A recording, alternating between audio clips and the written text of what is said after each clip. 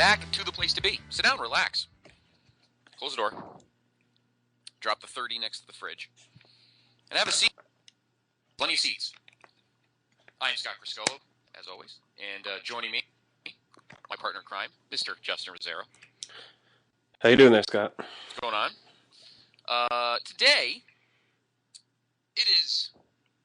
we are in the middle of February, and as Justin had so eloquently playing at the beginning of our cast today, we are talking baseball. Of course, that was Scott McKenzie for you older people, singing San Francisco, of course, talking about the defending world champion San Francisco Giants, which actually hasn't been said since 1954. Actually, that hasn't been said ever. But the last time Giants was said as a world champion was 1954. Can you believe that? No, it was definitely quite a run they had this year. They did. I mean, was it lightning in a bottle? Well, in our cast today on the place to be, we are going to give you the off-season baseball report. Now, this is not our baseball preview. We're not going to give you division winners or anything like that. We're going to do that separately in another month or so when we have a bigger roundtable. We'll have a lot of experts on, and we'll get into our picks. But what we're doing today is we're going to go team by team, see what teams did the last 3 months after the Giants popped the cork in against the Rangers, and see if anybody upgraded, downgraded, or in the Mets' case, other. But we'll start in the American League, and we're going to go down the list, go through all the teams, see who made adjustments for good or bad or indifferent, and see who looks good going into spring training. But we're not gonna pick winners and losers of divisions. Again, we'll do that in about a month or so. We'll see if the Giants upgraded, because let's be honest. Not that the Giants were not the best team in the league; they're the ones that hoisted the trophy. But they didn't have the best lineup in the league. They had incredibly good pitching. And they had a bullpen, Justin, that got hot at the right time and got big outs when they needed them.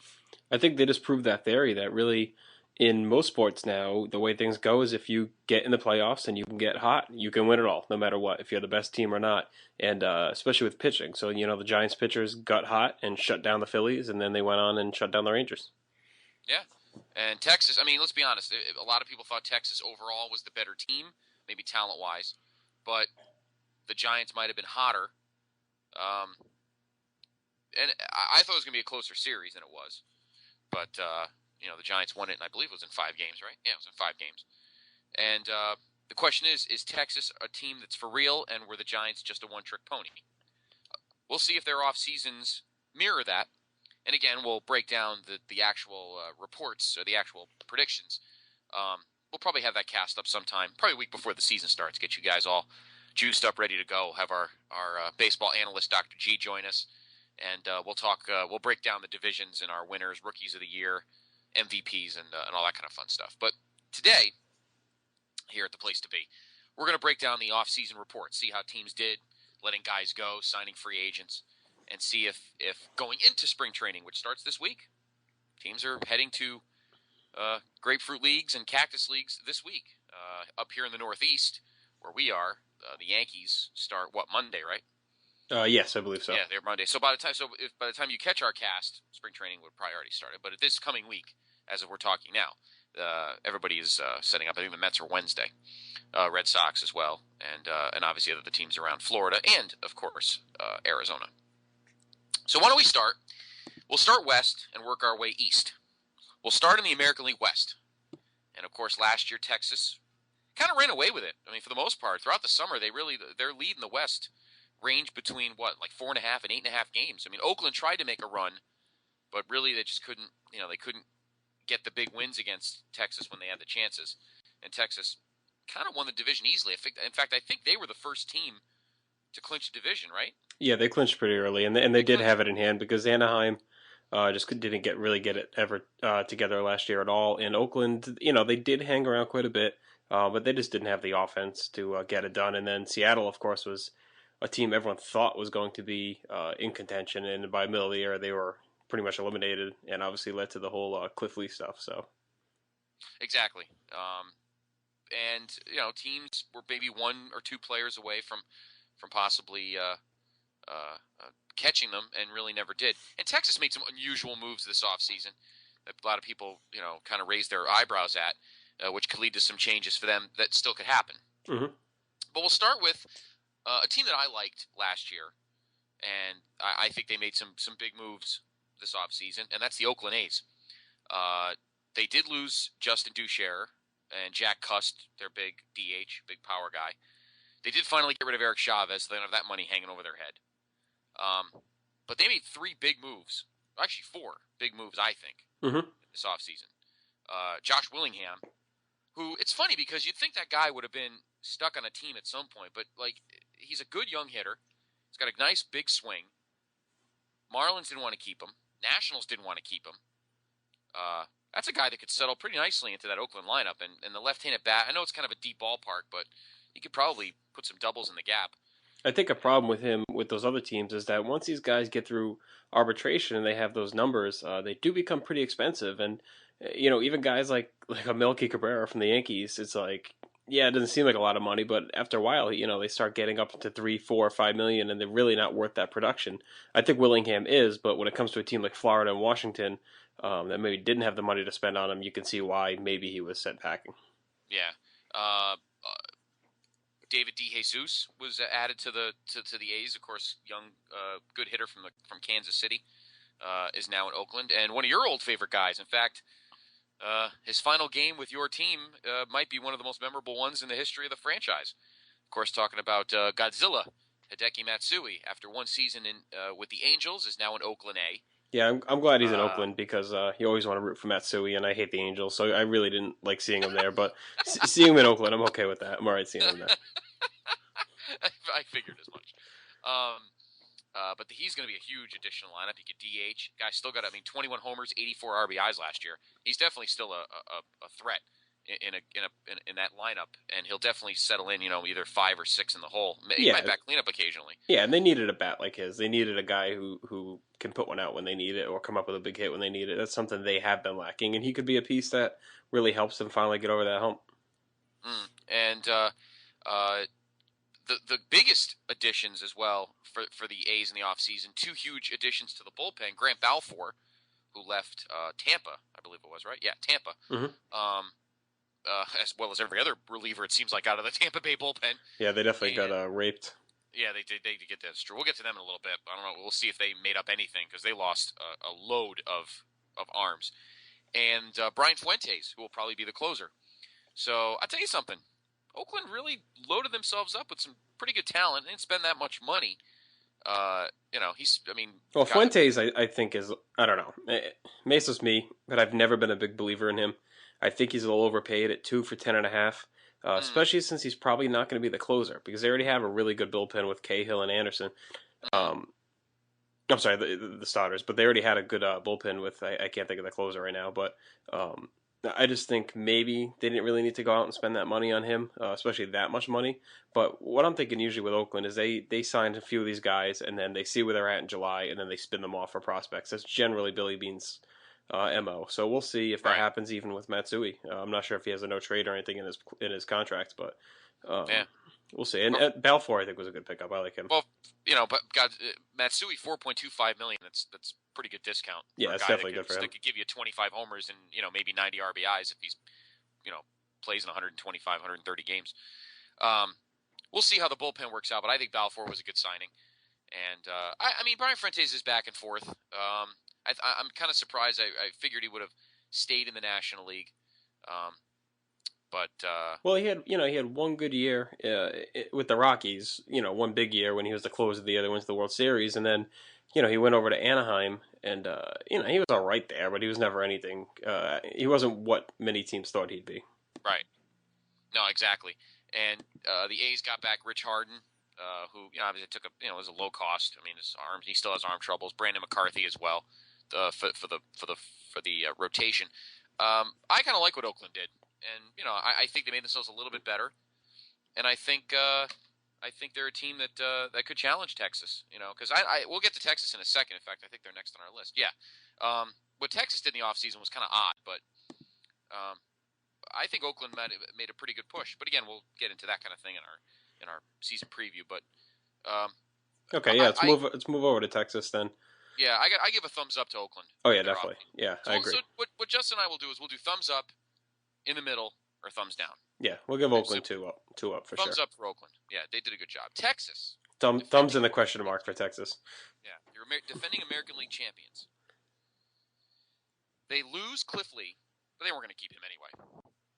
I mean, I think they were trying, but I also think they were trying to. There's rumors that there was not collusion, but there was something between the Rangers and Philly. No way. I think that stalling the Yankees, stalling the Yankees and dawdling and dawdling and dawdling until Philly can come in and swoop them because the Texas knew that they weren't going to keep him. No, I think that's nonsense. No, I think it's just the owner down there. He's a blowhard. I think he's just trying to save face and pretend that he did something. To get their fans rallied, saying, "Oh, we screwed the Yankees." So I don't think it's I don't think there's any truth to that, really, to be honest. I think they were trying to sign him, and they thought they had a chance. Nah, I don't think they did either. They lose Vladimir Guerrero. He signed with the Orioles. Benji Molina's gone. Frenchie's gone, as we call him here in Queens, Jeff Francoeur. They do add Adrian Beltre.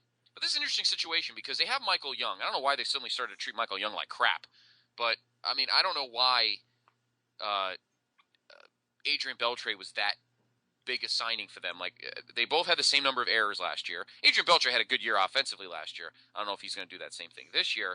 But Michael Young's always been very consistent. He's been a loyal soldier in Texas for so long. Well, no, hang on. Let me go off on Michael Young here for a minute because I got some issues with this guy. Sure. Everyone says he's a loyal soldier. Everyone says he's such a team player. But it seems like, and they do go to him to move positions a lot, but it's usually because they're getting someone better defensively. And they always make it like, oh, yeah, he never gives any problems, he moves, but it seems to me that every time there's always like a month full of bitching from him first, where he puts up a fight and he whines and cries in the media, and then he moves. And for some reason, it seems to always fly under the radar with him. And this is another example. Now he's demanding a trade, and I know at this point, he's probably like, all right, this is the third time they maybe switch positions, but they keep signing people that I think are defensively better than him. I think he's always been a little overrated. If you look at his splits, his home splits are way higher than his road splits. And, there are a lot of teams out there, talking trade. I think Colorado is one of them. That wouldn't be a bad spot for him because he probably still put up big numbers at home, but he really isn't a great hitter on the road. And I think Beltre, the only danger with him is obviously his biggest years have always come in his walk years. So will he keep it up? But to me, I think he's an all-around better player than Michael Young, and I don't blame them for making that move. Okay. I never... you're right about flying under the radar. I don't know. I don't think the lineup was the problem. I think they should have maybe made a bigger push for some more guys. Maybe they should have got involved in the Zach Greinke situation because it's the rotation that needed the upgrade. And who do they get to replace Cliff Lee is Brandon Webb, who came off shoulder surgery. I would like to see the Mets try and get Brandon Webb pretty cheap. Mm-hmm. And then they ended up getting two catchers. They got Mike Napoli, who they got in the trade with the Angels, and they got Yor Torrealba. Now, actually, Napoli came from Toronto. Toronto. But I like Napoli. I'm a Napoli fan. I thought Toronto made out in that deal, and I think they still made out in that deal. We'll get to them later, though. But I like Napoli. I think he'll hit in Texas. I think he's a good player. So I think their offense is still going to be fine. But, yeah, the pitching, you're going to wonder, can Colby Lewis do what he did last year? I don't know. To me, it seems like maybe that was just kind of a last run. C.J. Wilson, he's a guy who's never really pitched that many innings before. We'll see if this Nolan Ryan theory of these guys going out and throwing pays off, or if he gets hurt, or if he struggles a little bit after that heavy workload. Right. Tommy Hunter, he's solid, but he's not a top of the rotation guy. Same thing with Derek Collins. So you got to wonder really, where is their ace? They went and got Cliff Lee last year, and he put them over the top. But do they have that guy this year? Yeah, Colby Lewis is one of those. Not to bring back a bad memory to Mets fans, but Colby Lewis was like the 2010 version of Jeff Supan, a guy who can't break a window, but for some reason just found the right spot on the plate at the right time, and guys just couldn't hit him. I mean, I wanted to strangle him in that Jeff Supan in that 2006 NLCS. The Mets hit Jeff Weaver, they hit Chris Carpenter, they couldn't hit Jeff Supan. It drove me bonkers, and that's what Colby Lewis was last year. The Yankees couldn't sniff him. It finally took, and even San Francisco didn't really bomb him in the World Series. But you're right. I mean, this is a guy who is a career, fifth starter guy. Pitched for the Phillies for a while, and can he do it again? C.J. Wilson, good arm, but again, these are guys that still need to be proven. Mm-hmm. So I think they could have gone. They had enough stuff to maybe go after Zach Greinke, but I don't know if Brandon Webb is the answer to fill the bullpen needs. The lineup's okay. No, the Talk lineup's still a little good. bit about Adrian Beltre. I don't know. I've always had a soft spot for Michael Young. I mean, I don't want to belabor that point.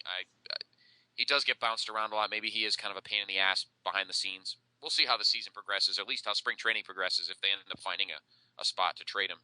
Yeah, if I go to grade him, I give him thumbs up for offense. I think just adding Napoli, and I think even getting rid of Guerrero. I know he had a solid year last year, but he was pretty awful in the second half in the playoffs. I think it was good that they cut ties with him. He had his good year there. Um, and then adding Napoli and Beltray, I think were good moves. So, and I really don't think they're going to trade Michael Young. I don't think anyone's going to want to take that contract on. So, if anything, he'll be coming off the bench or DHing. So he still is a bat in that lineup. So, Yeah. but they get a thumbs down for me for the pitching and signing Arthur Rhodes. I can't see him doing much of the AL. Could you believe that? No. I have to look this up. I'm going to look it up. I'm going to open another window here. I need to look up how many teams this guy's played for. All right, I have to look it up. Check that out. I'm going to start talking about the Angels here, Okay, who lost. Obviously, we talked about Matsui and Napoli. Scott Shields finally is made his way out of Anaheim. Seems like that guy's been around for 30 years. And Juan Rivera also finally gone from there. He seems like he's been there as the fourth outfielder forever. They added Vernon Wells in one of the most bizarre taking out of a contract ever in a trade. Scott Downs, who was a good pickup, and Takahashi. But when you talk about Anaheim, it's more about who they didn't get. They were in on a bunch of names, especially Carl Crawford. It seems like they really hitched, kind of like the Yankees did with Cliff Lee, that they were really banking on maybe being able to land Crawford, and they didn't do it. And then Beltre also ended up not going there. Same with Rafael Soriano. So, but one big move they made last year with Dan Herron, that definitely solidifies their pitching. Yeah, I agree, and I like Jared Weaver.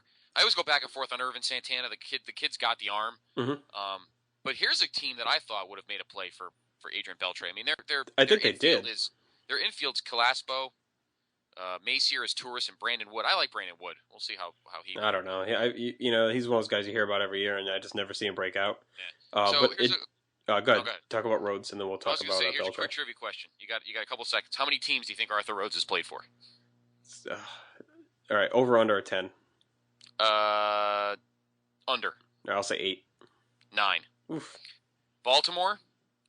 Actually 8, because he was with Seattle twice. Okay. Baltimore from 1991 to 1999. Seattle from 2000 to 2003. 2004 with Oakland. 2005 with Cleveland. 2006 with the Phillies.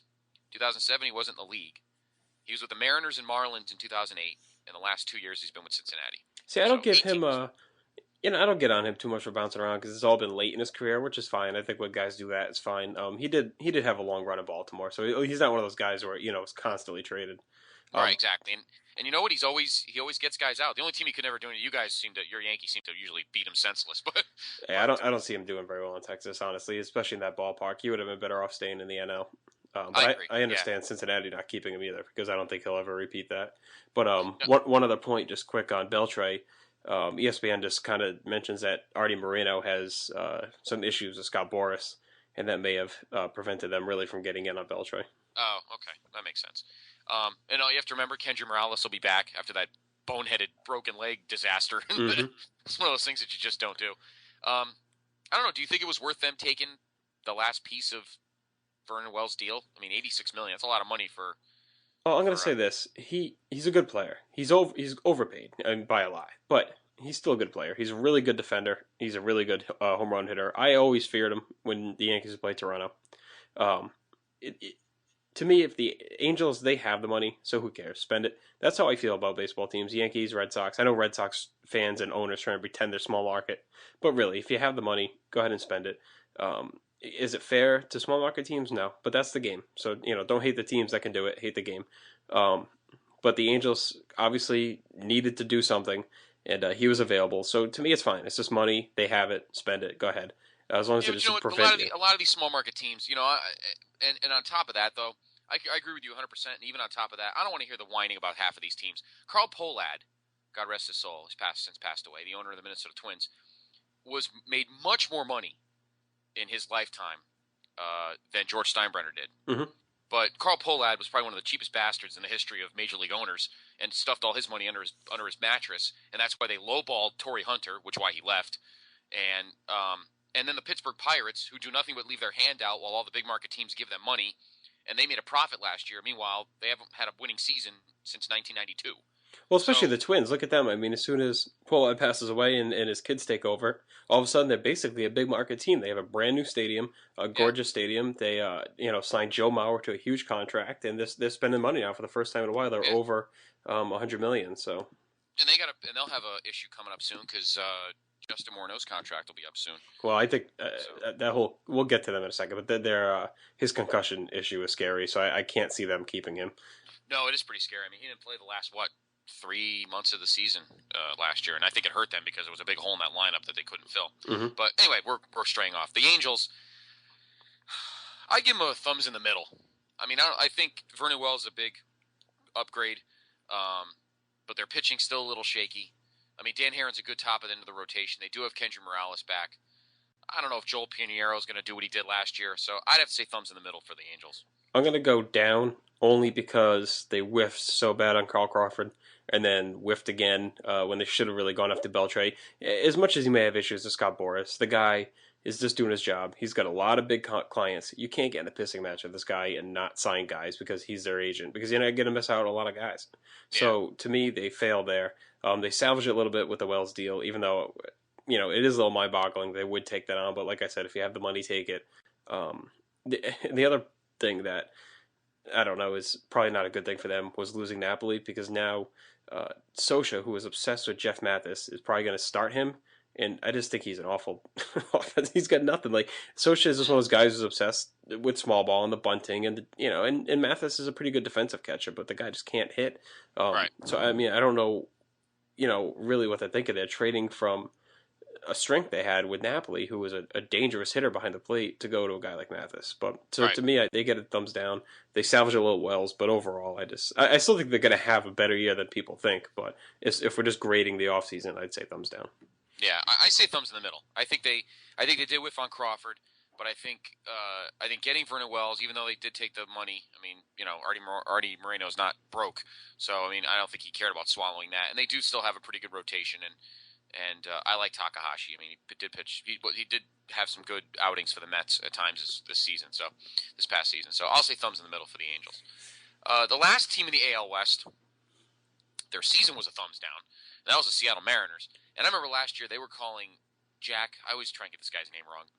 Zarensic. I'd call him Jack Loser because the guy. Yes, I know. Yankee fans absolutely despise this guy because he pretty much hung the Yankees out to dry on. Well, the thing is, hung him on the Cliff Lee deal back in June. In retrospect, I'm actually kind of okay with what happened. I think it obviously cost the Yankees the World Series not getting Lee, but I'd at this point rather have Montero, especially because you don't know now if Lee would have even stayed, because he didn't go to the Yankees. If he signed with the Yankees in the offseason, then maybe you get a little bit more angry knowing, oh, well, look, we would have had him last year and this year. But now, knowing he left for Philly anyway for a little bit less money, you could have really just been losing a guy that is being compared to Frank Thomas and Jesus Montero, for basically a 3-month rental of Cliff Lee. And Cliff Lee didn't even help Texas win the World Series. So who knows if the Yankees win even with him, Yeah. And I like the Frank Thomas analogy, by the way. Yeah, I've read that. He was one of my favorite fantasy guys in the 90s. The guy was a RBI and total base machine. Yeah, I've read that on many scouting reports that's one of the comps he obviously that'd be ultimate ceiling, but he is being compared to that type of hitter. But the thing with Seattle too is they botched that trade so bad because Justin Smoke, who's always been a pretty good prospect, he came over and he was just terrible, and then the other guy, Luke, that they got that pitcher, was up on the rape charges or whatever the whole story was, and they didn't look into that, and it just ended up being a real disaster. And then even this offseason, if you take a look at who they got, I mean, Miguel Olivo, okay, decent bat. Jack Cust, he's one of those guys that's home run or strikeout, basically. Yeah. And then other than that, it's just a poo-poo platter guys who bounced around. They didn't really lose much besides Cliff Lee, obviously, but that was middle last year. So I think they're just going to be in the same spot that they've been in. So thumbs down. Moves. That was good. You're on a roll tonight. I got to give you credit. Yeah. Fired up. Moves. I like that. I hate Seattle. The shrimp toast of this deal was and I'm gonna miss watching Yankee games and seeing the Ryan Roland Smith's name wrap around the numbers like Kareem Abdul-Jabbar's did with the Lakers, but I like Nate Robertson. I don't think that's a bad move for the rotation. He was pretty good with Detroit, so I don't think he'll be bad there. But they needed a hit. I mean, this team was. I mean, my company softball team could outscore the Mariners. I mean, 513 runs. Yeah, they were historically 62 bad. games is brutal, and they loved the deals last year. All this pitching and defense. Well, the point is, pitching and defense is fine. You know, if you could score maybe 4 or 5 runs a game, and they weren't. David Ardsma, who's been on all these West Coast teams, always a decent reliever, but he underwent surgery. Mm-hmm. So it's going to be another rough year in Seattle. Yeah, I think they're clearly the worst team in that division. They didn't improve themselves at all, and you know, even though we bombed on Anaheim a little bit, you know, they overall were better than Seattle anyway, so they didn't really need to outmaneuver them in the offseason. Seattle needed to make moves. I think Jack is on his way out anyway. I think they're going to try and bring in someone, you know, a little bit more with a better head on his shoulders, I guess I'll say. Yeah, and I was pissed off what they did to Don Wakamatsu. I kind of felt bad for him. I mean, he did the best he could with this team. He really didn't have much to work with. And he was clearly a scapegoat. Dry, so I was a little upset at that.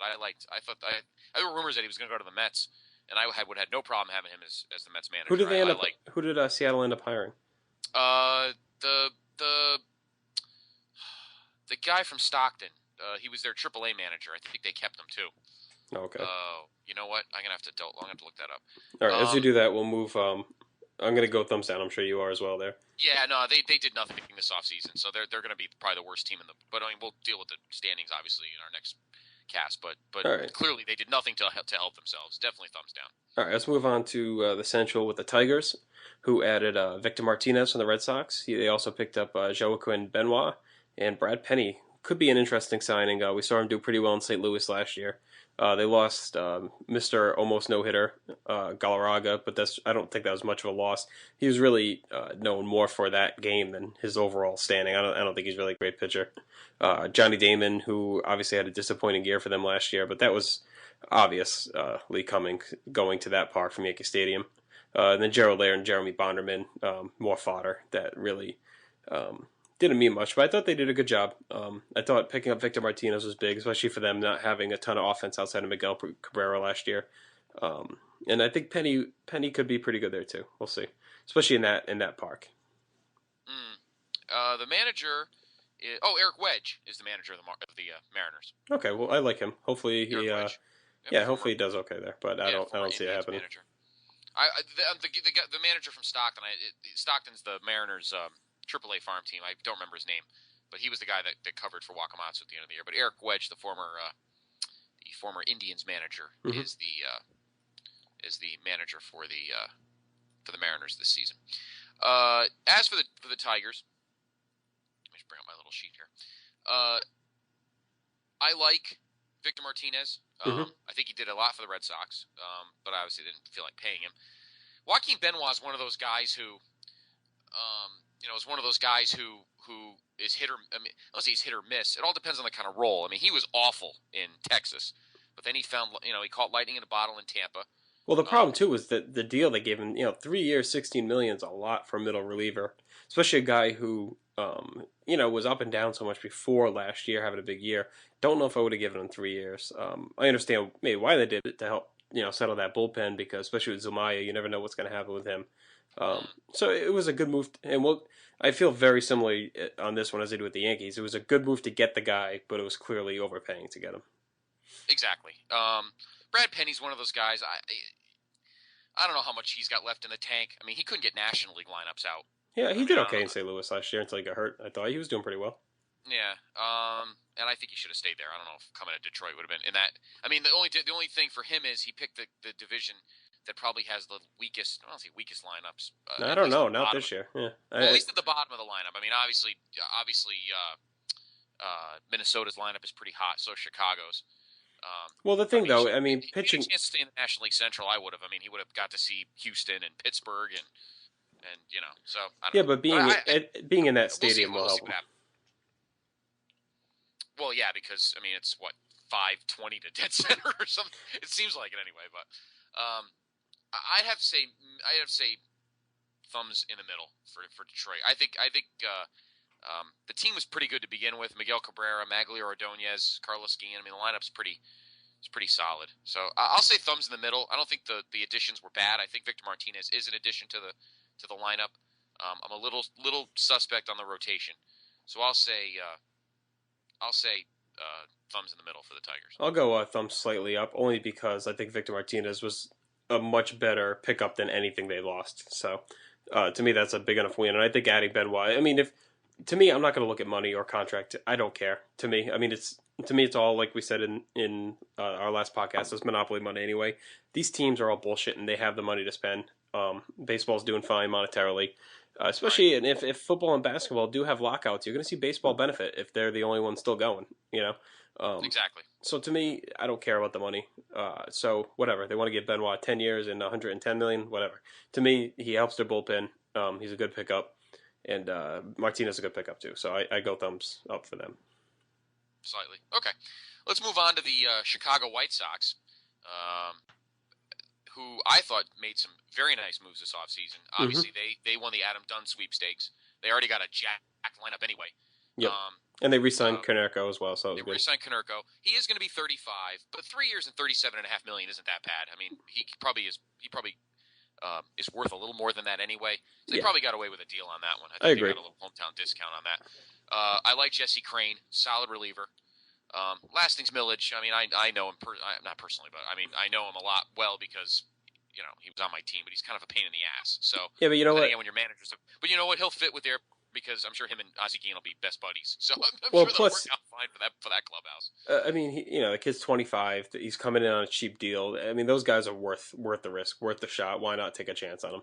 Yeah, and they did get rid of a lot of, I don't want to say dead weight, but I mean they did get rid of a lot of issue guys. I mean, Manny's gone. I don't know that he was a problem, but Manny's gone. Andrew Jones wasn't going to stay anyway. Bobby Jenks is gone, who they didn't really want to keep around anyway. J.J. Putz is going to be a closer in where did he go? San Diego? Well, we'll get to that later. But I think they made some big moves. The lineup is still going to be great.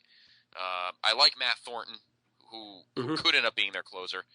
I got to say thumbs up for the White Sox. I mean, they could in some places be the favorite in the AL Central over Minnesota. Maybe.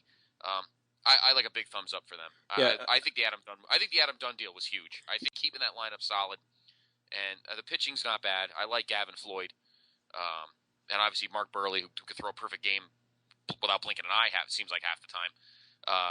I like the White Sox moves they made this offseason. Definite thumbs up for me on Chicago. Yeah, I go thumbs up as well, mainly based on Dunn. I think he's going to be a beast in that park. He's always nasty with Nationals. He's just one of those guys that doesn't really get the credit he deserves. I think he's one of the best hitters in the game. So I think that was a huge pickup. And like you said, they didn't lose too much. Bobby Jenks and Andrew Jones are both good players, but they're not going to cripple a team to lose them. So to me, I give them thumbs up as well, and I definitely think they're one of the favorites in that division. One of the non-favorites in that division will be Kansas City, whose big additions were as follows: Jeff Francoeur, Melky Cabrera, Alcides Escobar, and Jeff Francis, who actually I thought a team, like the Yankees or Red Sox that needed insurance, he'd be a better pickup maybe for someone like that because he could really help maybe swing a few games to win a division. I liked,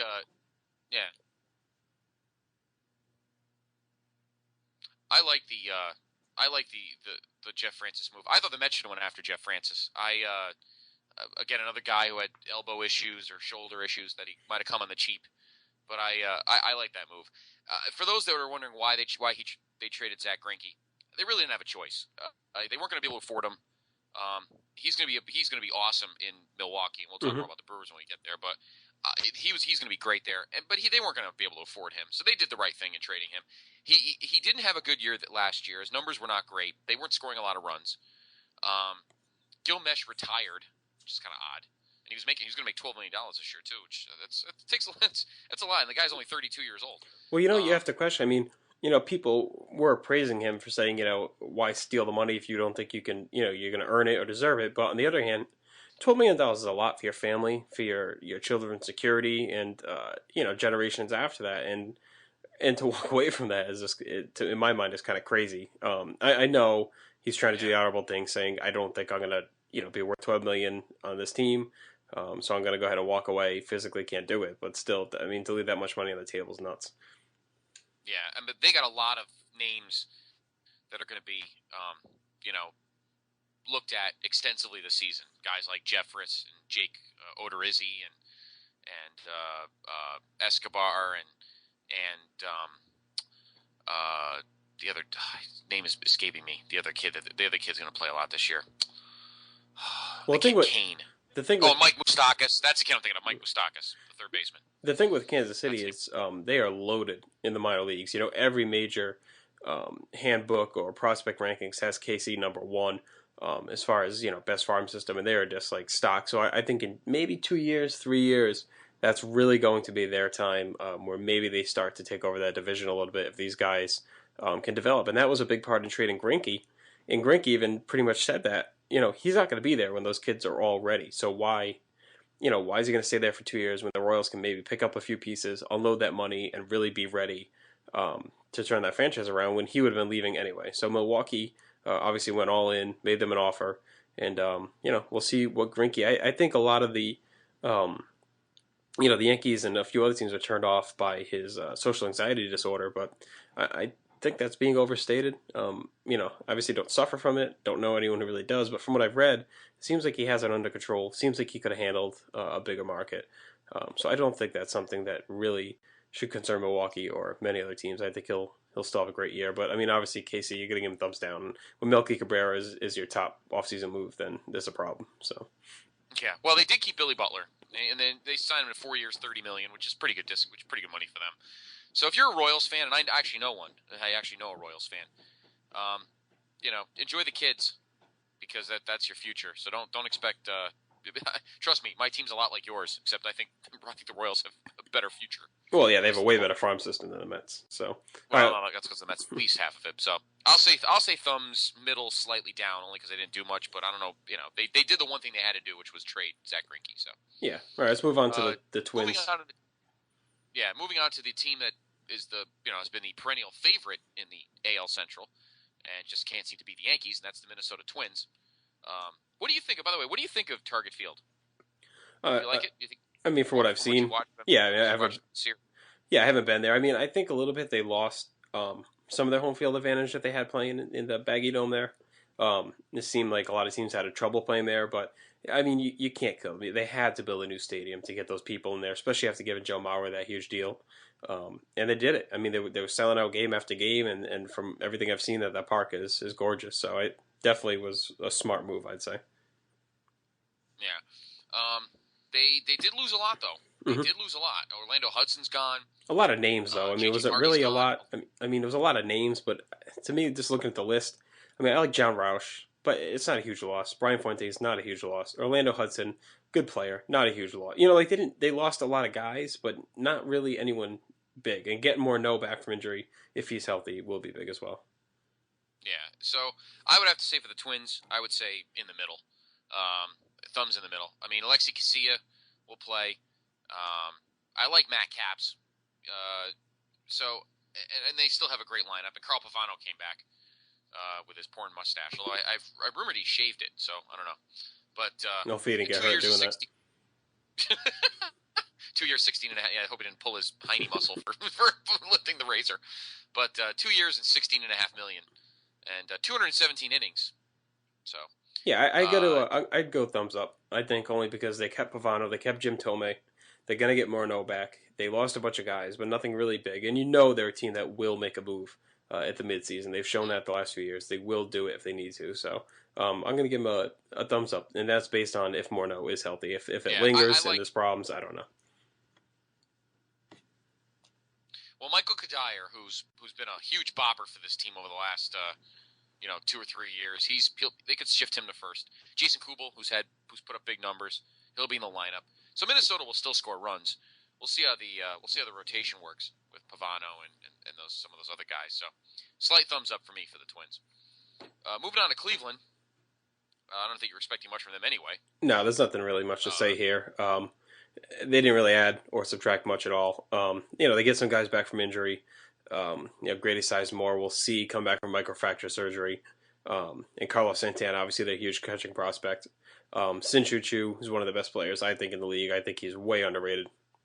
And, you never know what you're going to get from Carmona. So I really don't think there's much to say here. I'd just say, kind of no grade for me. I mean, it gets thumbs down if anything. He didn't do much, but I don't think he had to do much because that team's just still a few years out from really competing. So I mean, if they had traded Fausto Carmona and gotten something in return, then maybe you could give him a thumbs up. I agree with you. I don't think we use the thumb in this one because there's really nothing to grade. I think Fausto Carmona will be talked about in trades again as we get into the season, into May, into mid June. I think the Carmona trade talks will fire up again. The Mets were rumored to get him. I'm kind of glad they didn't. I don't know what they would have given him for him to him, but it might be a move the Yankees might think about. Because I really do think he's going to be dangled again. As we head to June and to early July. well, I think teams are going to want to see if he's the Carmona of 2007 or the Carmona of the last couple of years, where he's really been up and down. He's obviously got the talent. But I think a big part of the Indians too, and if they're smart, if they're going to unload him or try and get rid of him, they're going to have to try, I think, and maybe include Grady Sizemore in the deal to get his money off the books and get a team to take him on. So I think they're going to wait, let Sizemore show if he's healthy, and then maybe try and spin both of them out for a good package. I think so too. So I definitely think that there'll be some kind of movement for the Indians as we head to the deadline in July. Let's move on to so that's the Central, and I think we both agree that Chicago made a nice upgrades in the offseason, as did Minnesota.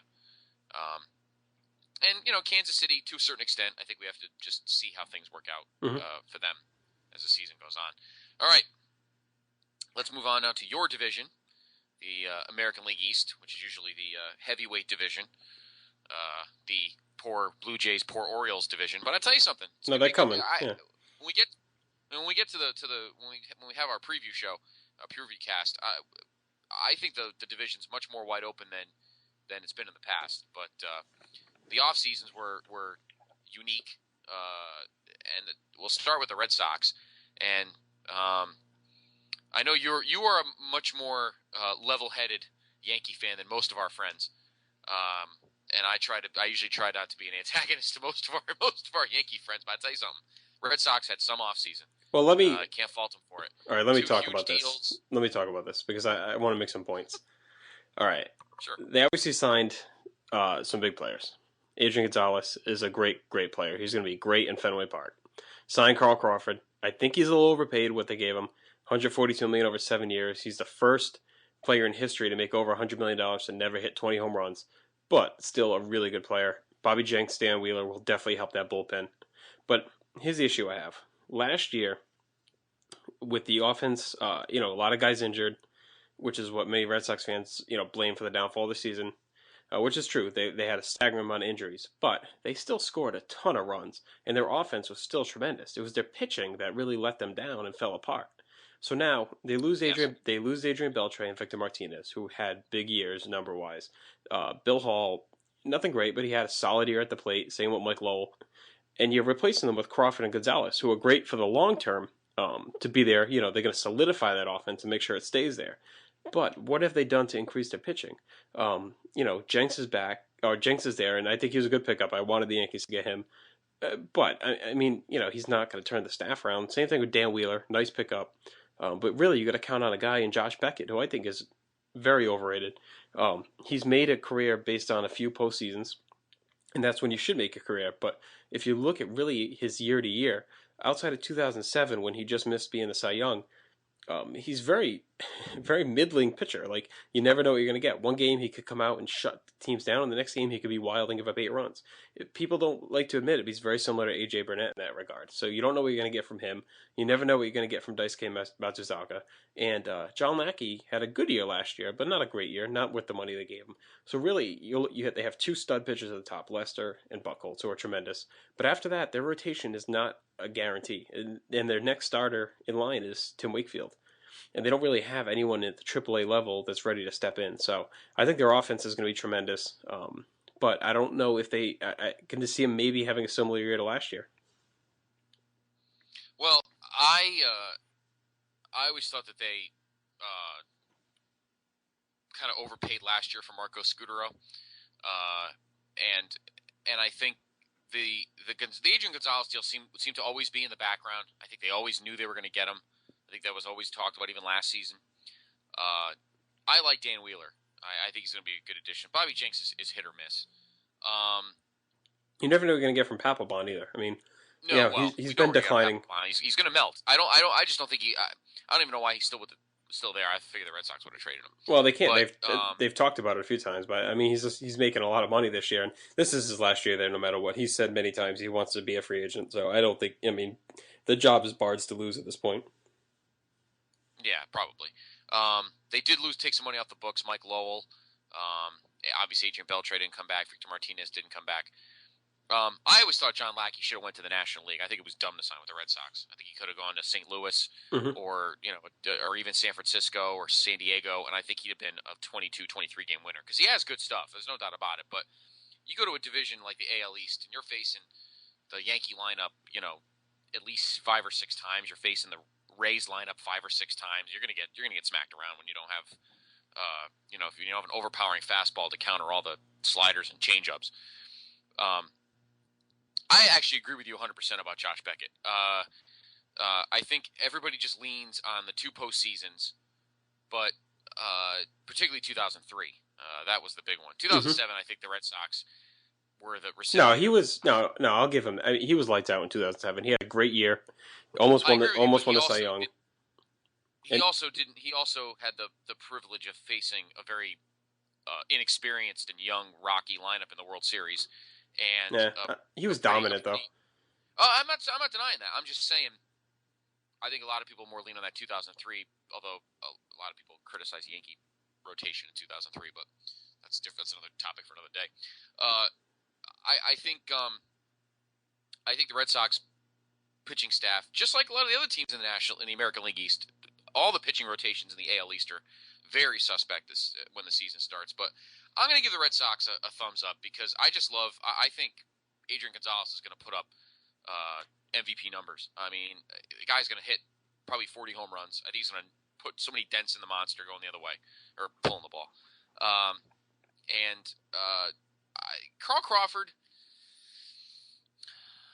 kind of stiffed the Mets because I think the Mets would have traded Carlos Beltran. So I'm being selfish there. I don't like the fact they got Carl Crawford because they could have traded Beltran and the Mets might have gotten something out of that. Well, the thing too with Crawford is, he's a guy that's been playing on turf his whole career, and his game is mainly speed. And now you're giving him 7 years. Are his legs going to hold up for 7 years? I don't know. I mean, you can't really question the move. It was a great move, and like I said, who cares about the money?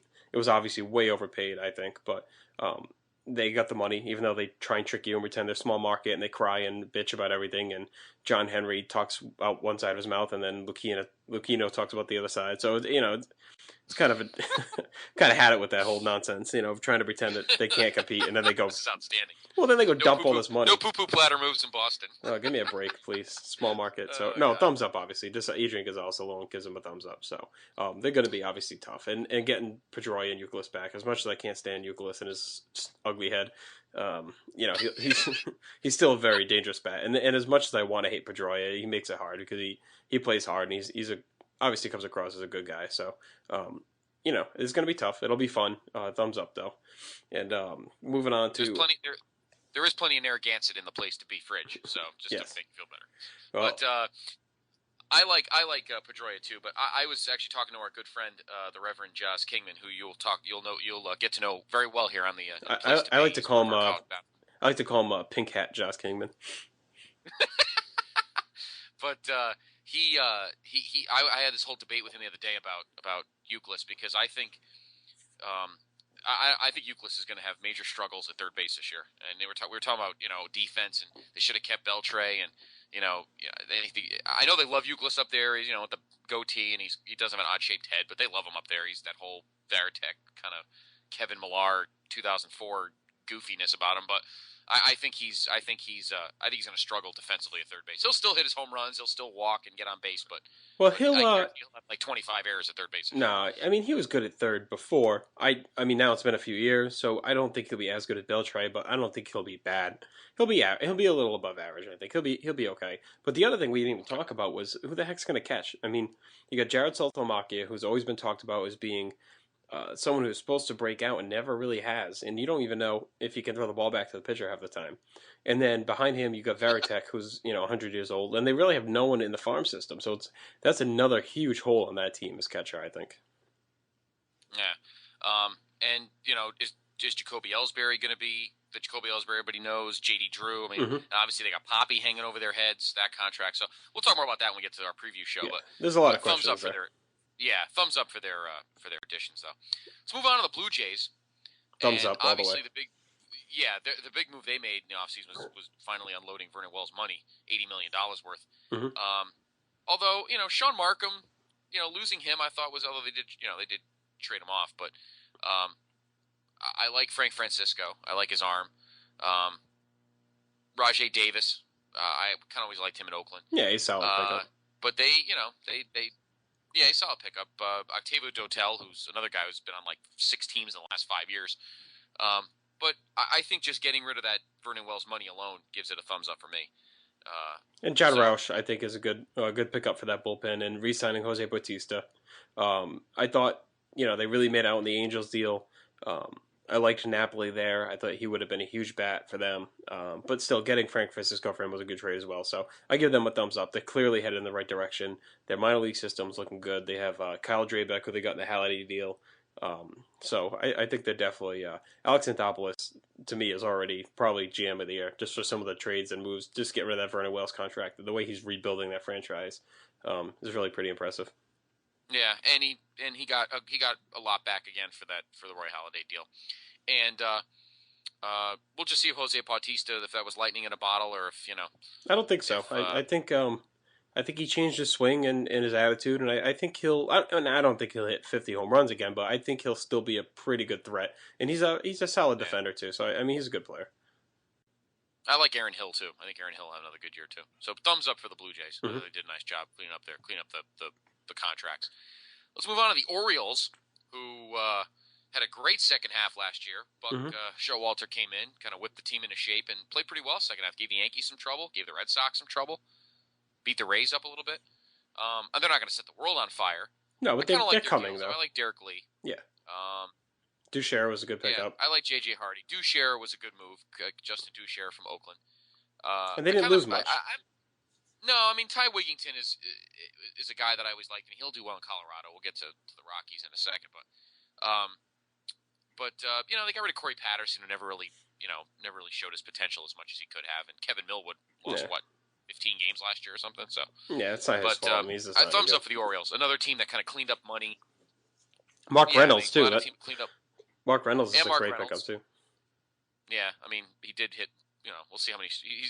It'll be done between him and Jack Cust for who will lead the American League in strikeouts. But yeah, sure. But and I like JJ Hardy too. But they still may do some stuff. And Adam Jones. I've always liked Adam Jones actually.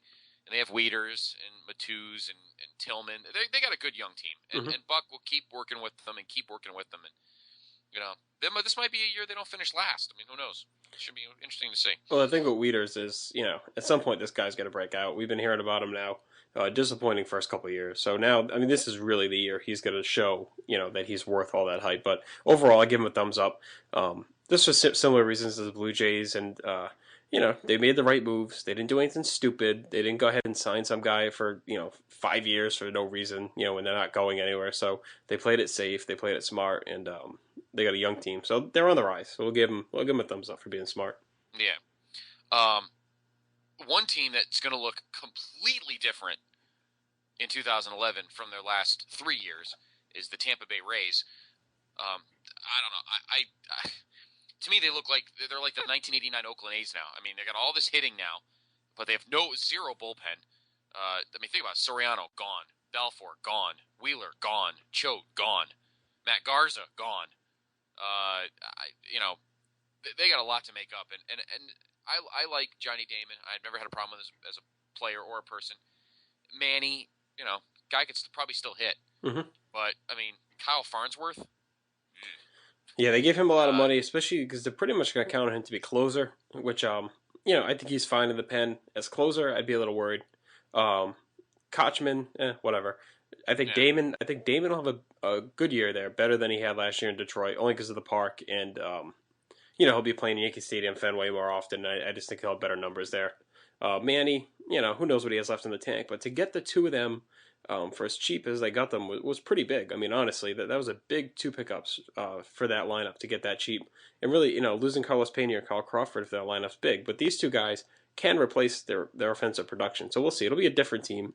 The whole thing that I'm going to give Tampa thumbs in the unknown middle because the only thing you don't know is they're really just totally based on their minor league system, and these guys are going to be stepping up. Desmond Jennings, Hellickson, can these guys step up and deliver? If they do, they get a thumbs up. If they don't, thumbs down for gutting what was an East Division champion. Yeah, I agree, and you took the words out of my mouth as well. Hellickson had some good numbers in the minors. Same thing with Desmond Jennings, but they kind of let Matt Garza go for not really much. I'm gonna right now give them slight thumbs down. I just don't like how they loaded this lineup up, and they really did nothing to replace much in the bullpen. I mean, they let everybody go. They didn't make any attempt for. I mean, this is anybody. I mean, not just look. I could see Soriano leaving, but I mean Balfour, Wheeler, Choate. I mean, everybody that came in between the 6th and 8th innings for that team over the last couple of years, and they're all gone. Mm-hmm. I mean, Carlos Pena, the guy hit 150. I mean, he got a pretty cheap deal with the Cubs. But yeah, but he still provided great defense at first and still was a threat to hit home runs. So yeah, his average, was way below where it. A guy like him, you'd be happy if it's 240. And with the home runs and the defense he gives you, that's okay. But to hit under 200, yeah, that wasn't good. But still, I think that'll be a glaring loss. So, like I said, thumbs in the middle, depending on if the young guys step up. Yeah. Let's move on to your beloved team, the 2009 World Champion New York Yankees. I actually liked a lot of these moves. Guys got a lot of 2003 All-Stars? Possibilities. Yeah, well that's true, but a lot of possibilities for a lot of success, or guys who just might flop and it won't even matter. The only one that I'm a little shaky on is Bartolo Colon. I don't know really where you got that one from. Well, I mean, this was the thing. All right. They went after Cliff Lee hard, didn't get him. I was actually okay with that because the guy's 32 years old. You're going to give him, by the time they were at the end of the negotiations, it was 7 years. That's a long time to give a guy like that. I know he's kind of came on late, so maybe he doesn't have as much wear and tear on his body. I would have loved to have him, but at that money, I'm kind of okay with it, especially with the way the Yankees are loaded at AAA and AA with their pitching. I mean, they have a lot of young pitchers, so I know not everyone makes it, but they have like 5 or 6 really highly touted guys. So even if 2 of them make it, that's huge. They need a big year from Phil Hughes. He needs to improve more. Same for AJ Burnett. He's going to finally step up and earn his money. But as far as the moves they made, Soriano wasn't crazy about the contract at all.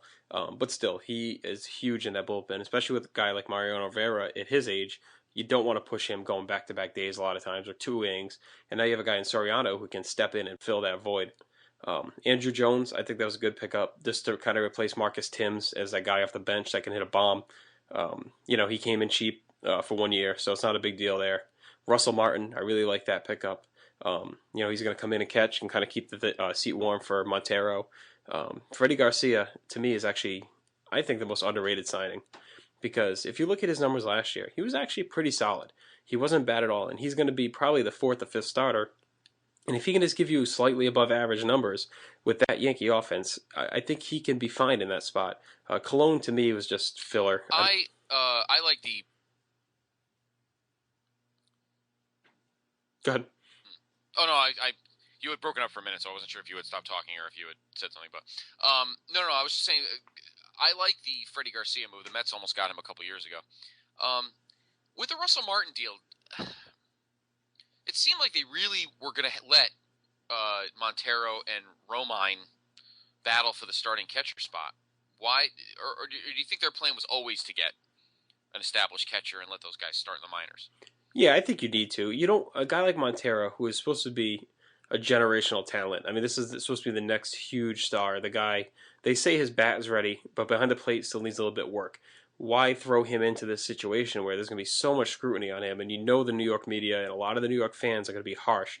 So why have him come up, have to learn the staff, and basically throw him right into the fire when they can sign a guy like Russell Martin, give him a couple months to see if he can recover to where he was 2 or 3 years ago.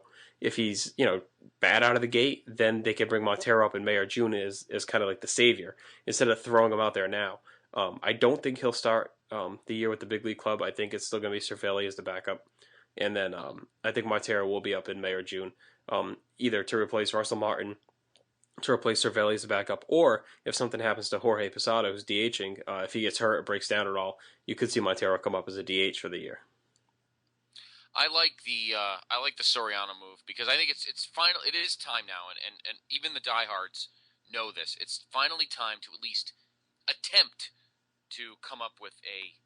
Yeah, but with that contract, I know you're going to say to replace Mariano, but Right. Mariano just signed for 2 years. So Soriano signed for 3, but he can opt out every year. That was the weird contract they gave him. So he might not even be here for that third year. He may be. I don't know. But, I mean, I get the spirit of it. To me, this was a move, and Cashman admitted it was by management. I think they were panicking a little bit, and they wanted to bring this guy in there. And I think he'll have a good year. I think he'll be fine. But like I said, I probably would not have given him 3 years. To me, I'd rather go get a guy like John Roush, who could have had for a couple years at a lot less money than Soriano. But I'm fine with it. Like I said, it's not my money. I don't really care. Right. Where do you think the change? That's another thing I want to ask you, and we can talk more about this. I don't want to belabor the Yankees because we got a lot more teams to talk about. But I just want to ask you this one question. I'll probably ask you when our other partner, Dr. G's, on for our season preview. Where do you think the change came from? Because let's be honest, when we talked about earlier about the Yankees and Mariners making the deal for Cliff Lee was going to come here. I mean, he was talking to CeCe's wife, and they were looking at condos in Jersey and everything, and all this other stuff. And I had said to everybody, and I was goofing during the postseason, that right after the World Series, or after the playoffs, Cliff Lee was going to pick which locker he was going to go in and everything, and then all of a sudden he goes to the Phillies. What happened at some point? Was it this whole thing with his wife getting spit No, on? I think that's just some. I think Where did it come from? I mean, I they think were going to give him. $148 million is not chump change. Well, I think the wife spitting thing was blown way out of proportion. I think that was the New York media looking for a narrative to run with. I really don't think that mattered. And if it did, he's an idiot, really, for saying, letting his wife say, "No, we're going to turn down $148 million because some guys, some crazy drunk fans, like the Philly fans, are so much better." So to me, that really has nothing to do with it. To me, it sounded like he really enjoyed his time in Philly. I know his son has. I can't think of what it is. Did he have cancer? Or he had some medical issue, right? And I guess they said the hospital in Philly, something they were comfortable with. They really liked the hospital there. It's also a little bit shorter flight to Arkansas.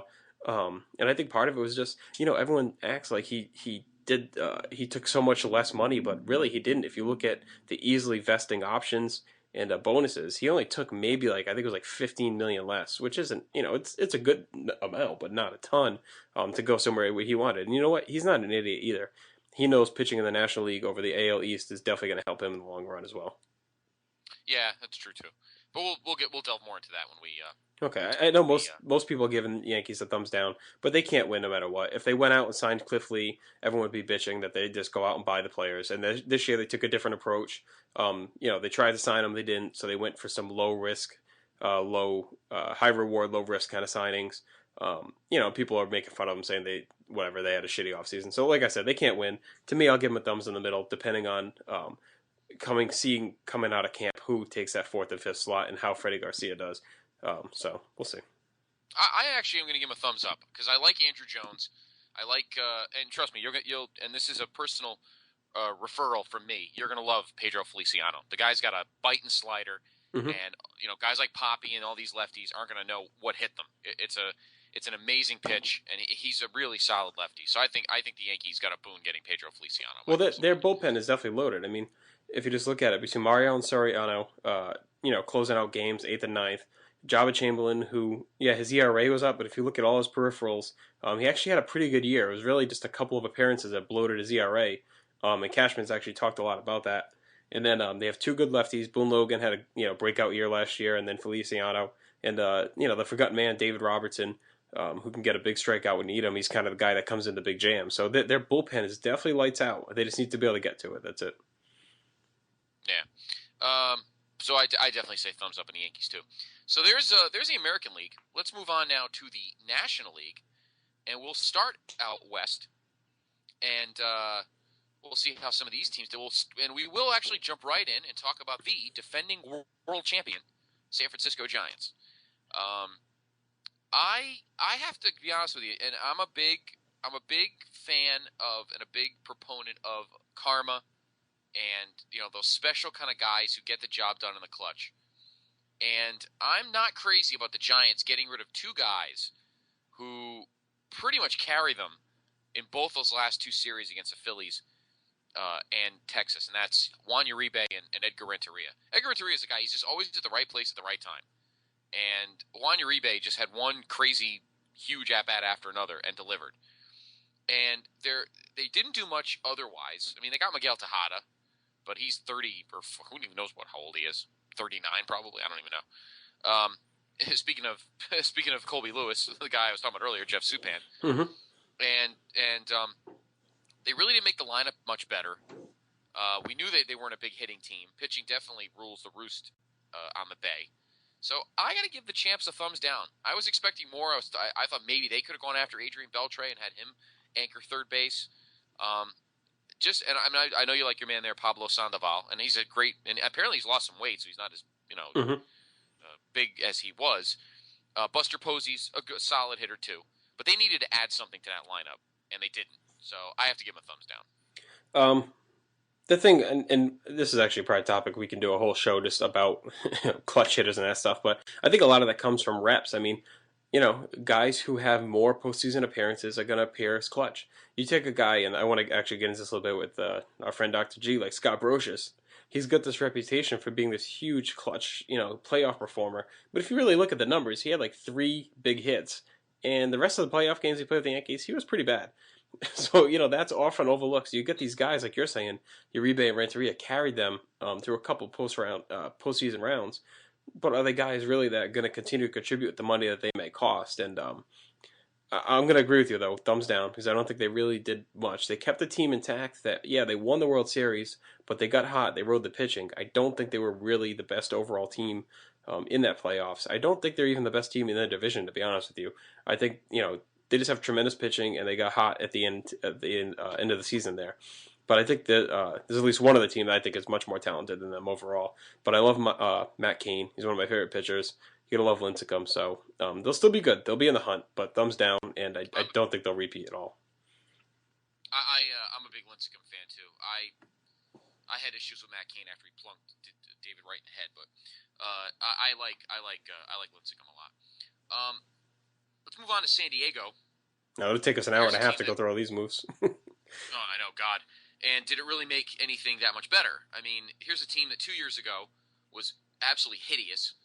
Last season, the young pitching, Chris Young and these guys, carried them through, the first 3.5 months of the season, and then get into September and they just hit the wall. Mm-hmm. They got Orlando Hudson.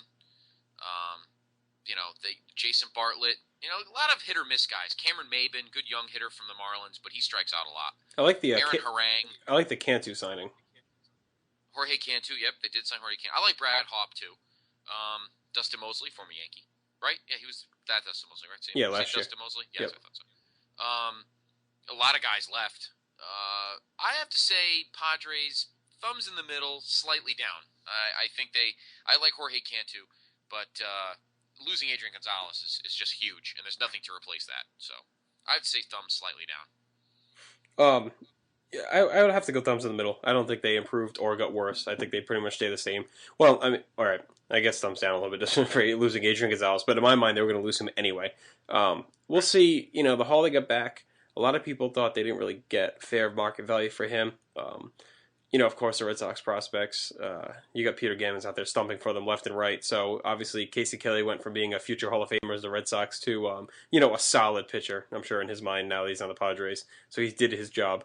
We'll see what they got back from the Red Sox, if any of those guys can pan out. Losing Gonzalez will be big, but picking up guys like Cantu and Hudson and Hawpe, they'll give you half to 3/4 of what Gonzalez gave you. I think they'll be solid again because of their pitching. But their offense is going to need to, make some strides, and I don't think they'll really compete too much in that division. But they'll be okay. They'll be there because of the pitching, but I don't think they have a chance to win it this year. No, I doubt. I agree with you. The team I think made great strides, and I think they're going to be amazing. They're going to be very good next year. Is Colorado? Most of it because I think they because they kept a lot of their guys intact. And they do have, obviously, they have one of the best young shortstops in Tulowitzki. But I'd say something. The move that I really like, just because he's a guy that can do anything at any time, and that's Ty Wigington. Mm-hmm. I mean, former Met, obviously, but here's a guy who can hit the ball pretty hard. He can play most positions. He can spell guys at different positions: first, short, outfield. They did put a lot of money into their team, but they kept a lot of guys. I mean, $199 million combined for Tulowitzki and Carlos Gonzalez. Well, they both deserved it. Mm-hmm. And obviously, Jimenez is the key. But keeping him, obviously, they have him already. I like Matt Lindstrom. I have to say thumbs up to Colorado. I think they got rid of some guys they really didn't need. They got rid of Jeff Francis. But I think Wigington was a big signing. I just think he's a good addition to that team. And he's got the kind of bat where the Colorado air will give him a little extra. Let's put it this way: I think he'll get the Dante Bichette bump this season. Yeah, I gotta go thumbs up on them as well. I liked them last year. I thought they were the best team in that division last year, and they just had some injuries, and that they underachieved outside of Carlos Gonzalez. I think they are the team to beat this year. I really do think they have the best team overall. Keeping De La Rosa was good. I don't think he's one of those guys that I don't think would have been as good if he went to the AL. I think he's an NL guy, but I think he works for them.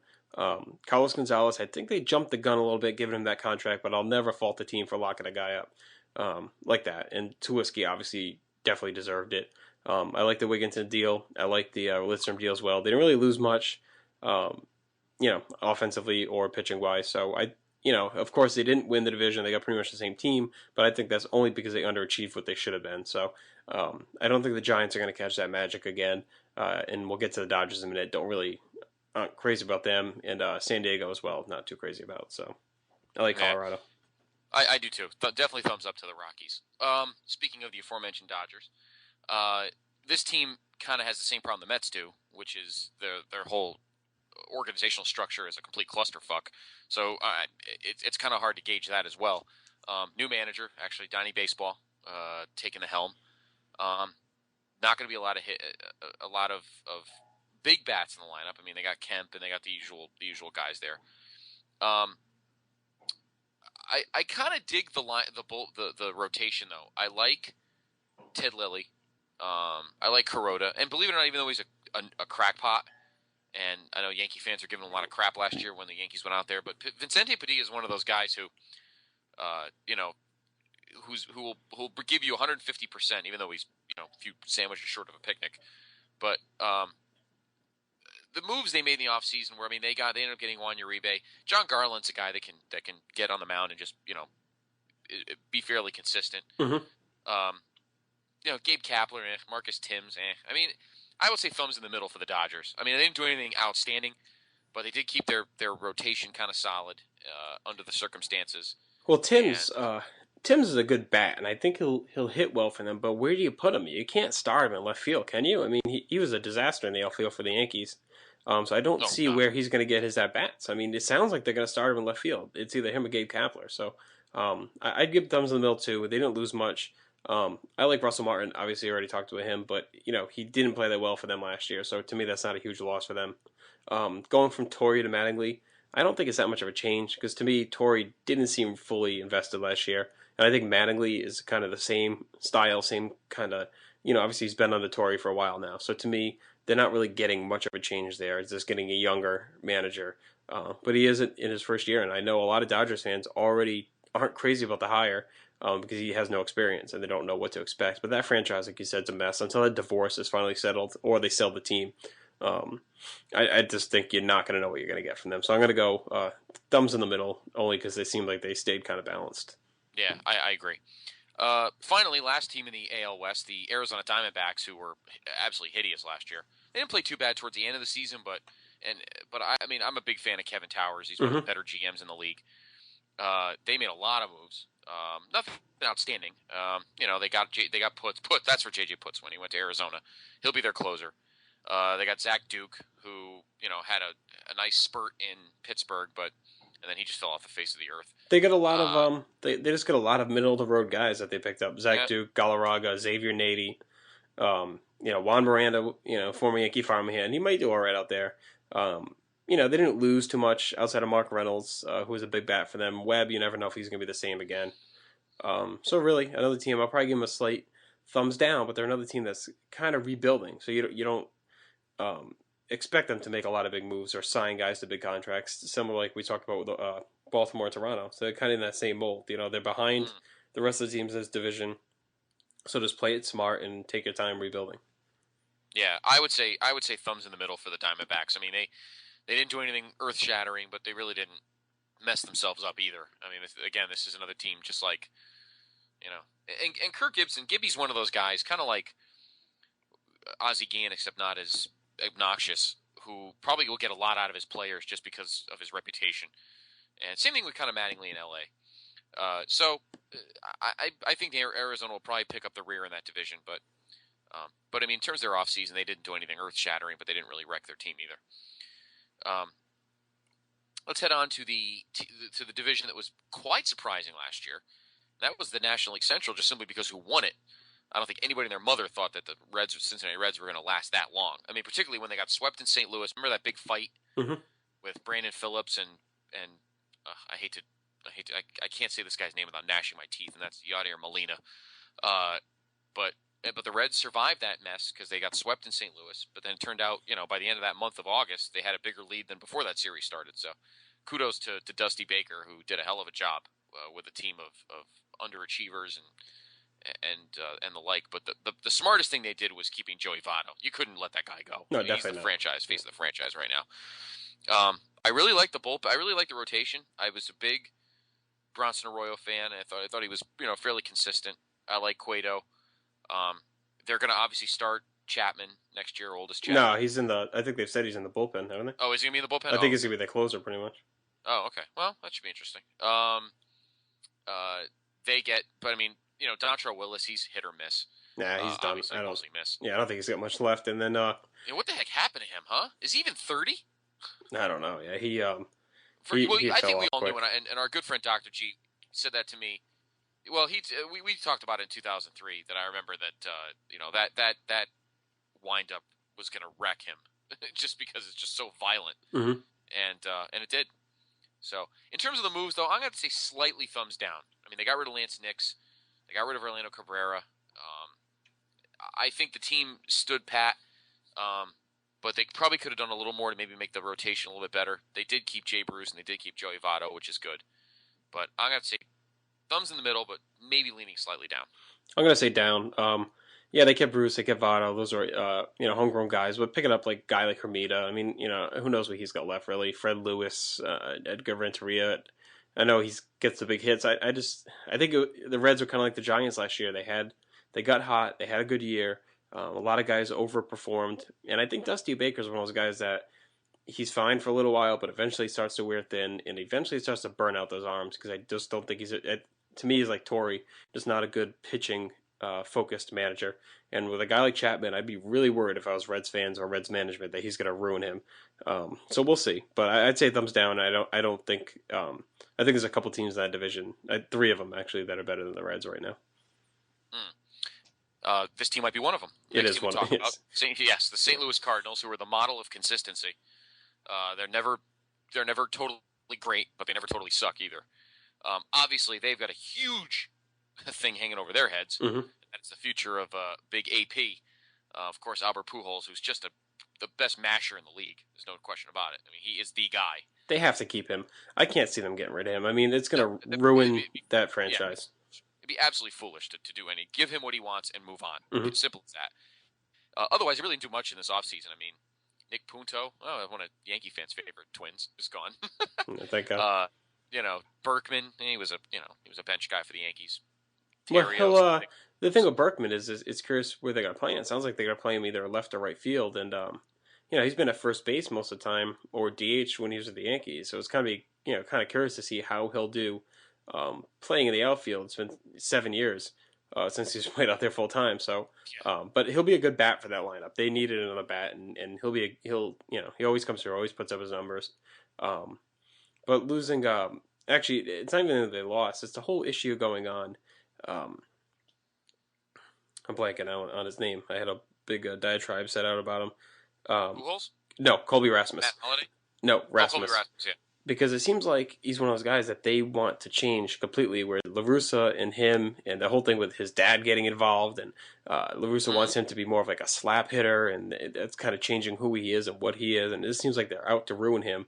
And the fact that they re-signed LaRussa because he's buddies with Pujols probably doesn't spell well for Rasmus. And he's a guy like, if you're a fan of any team like I am with the Yankees, if they could pounce and get him cheap because the Cardinals want to dump him, that'd be tremendous. I think he's a great player. Um, and I think, he's just kind of being wasted there the more they mess with him. Yeah, and we'll see how that plays out. That was kind of a big mess. And then him and Pujols got into a scrum, and it was unfortunate. Plus, you wonder too what they're going to do with Chris Carpenter because his contract's coming up, and he's kind of been the rumor of a guy that may be on the block, or if teams that really need pitching, a guy that they were kind of looking at. So you wonder if he'll even be there through the whole year. They got Adam Wainwright, who's a stud. So it'll be interesting to see how they go. Yeah, and they re-signed Jake Westbrook, and he's a good guy to have, in the back end of your rotation. So I'm going to say thumbs in the middle, slightly up, but just be able to keep that rotation together. But obviously the Pujols thing is just going to haunt them until they just put his name on it and move on. Don't screw with this guy, okay? Just don't screw with him, because if he leaves, you're done. And Matt Holliday's a good hitter, but he's not Pujols. Yeah. Pujols is a difference maker. There's not many difference makers in this league. He's a difference maker. Yeah, I agree. And I go thumbs in the middle, slightly up as well, and mainly because it's on Berkman being added to that lineup. I go slightly up. Here's our next team is a team that actually I have to give you a lot of credit for helping kind of open my eyes about, because I didn't think they were as good as I thought they were until I actually talked to you a couple weeks ago and then actually looked at them, and that's the Brewers. Boy, is this team loaded all of a sudden. I mean, you think, they're just the same old Brewers, but they are not the same old Brewers. No, that's definitely the team right there. I think made some crazy moves. In my mind, they're the favorites in that division. You always could consider the Cardinals the favorite. But I think Milwaukee, I think they edged them with adding Greinke and Markham. A guy like Markham, who pitched really well in the AL East, and now he's going to the NL Central. He's a guy that could be a sneaky Cy Young guy, to be honest with you, if he stays healthy. Yeah, he's a guy that could easily win 18 games. Easily. And obviously Greinke protecting him is going to be huge. And Gallardo. They really didn't lose much in the offseason. They already got Prince Fielder, and this is their chance.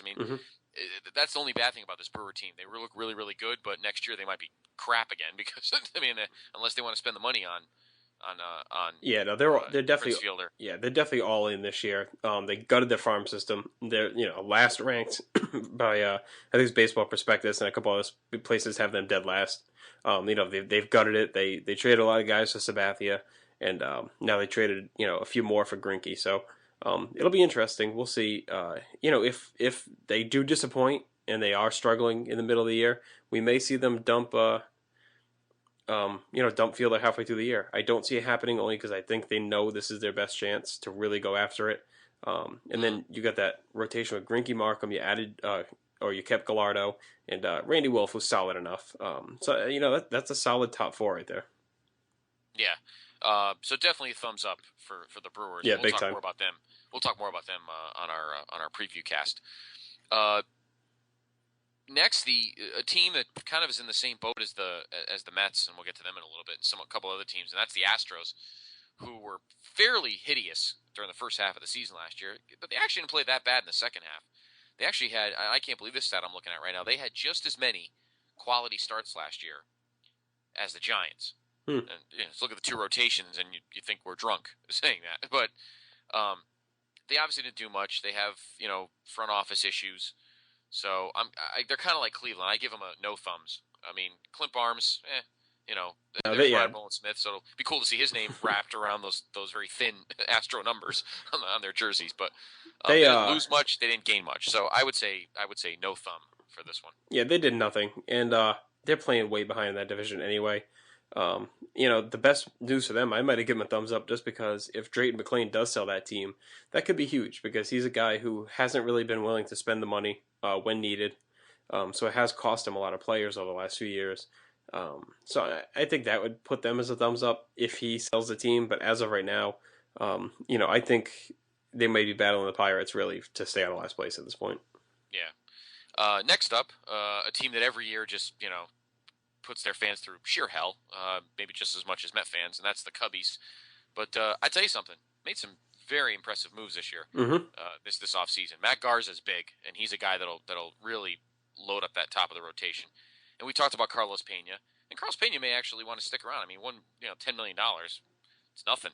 And I have to say, this is one move. I don't know if you agree or disagree. And when we have our man Dr. G on for the preview show, I'm curious to see what you two banter about this. But I thought it was a big move getting Kerry Wood back. I thought the Yankees should have kept Kerry Wood. I think he'd have been a good guy to keep in the bullpen. Well, it has nothing to do with the Yankees. They offered him more money than the Cubs did. He took a ridiculous hometown discount because he wanted to go back to Chicago. He didn't want to be anywhere else. Oh, okay. I didn't know that. I thought maybe the Yankees didn't bother, but no, okay. they signed him for $1.5 million, which is nothing for him. I mean, he was lights out for the Yankees, but he's made it clear that he just wanted to go back to Chicago. So I think the Yankees did offer him like $6 or $7 million or something like that. But he just didn't. No problems with them, but he just wanted to play for his hometown. For the team he grew up with. Yeah, that's true. That's true.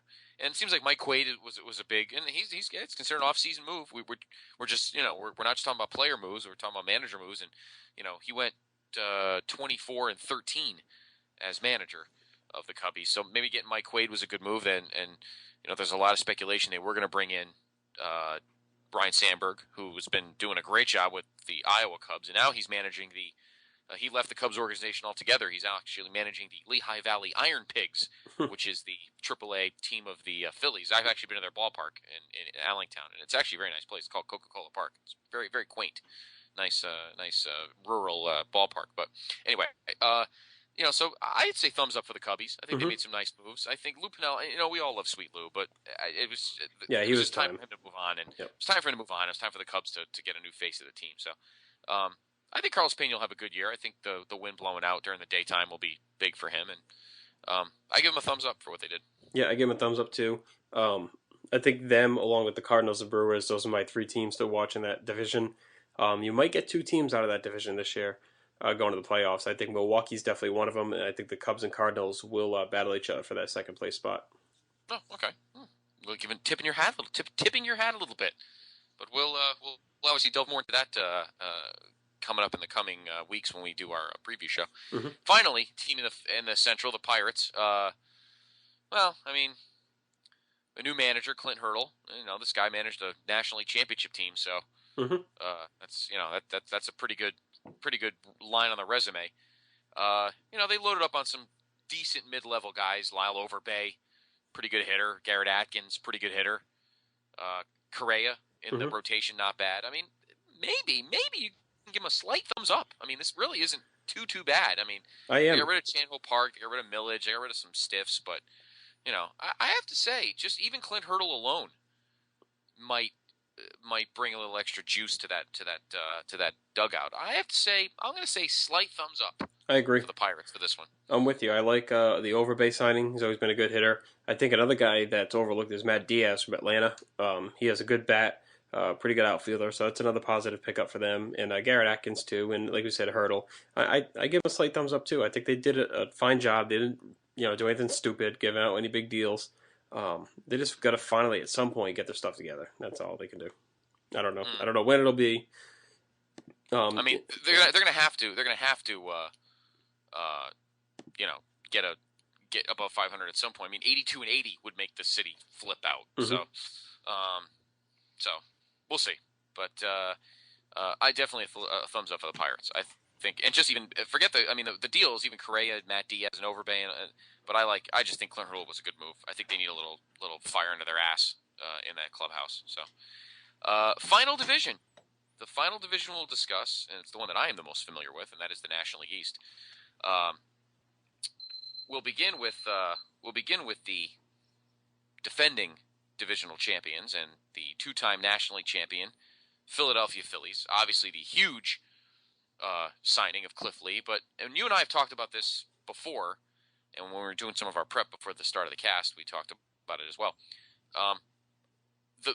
It's got to be a thumbs down. Yeah, Cliff Lee, and everyone listening probably thinks we're both into what he'll say, but I probably think I'm insane for saying that. But Cliff Lee is fine, and it's a big move, and they got a jacked rotation, and that's fine.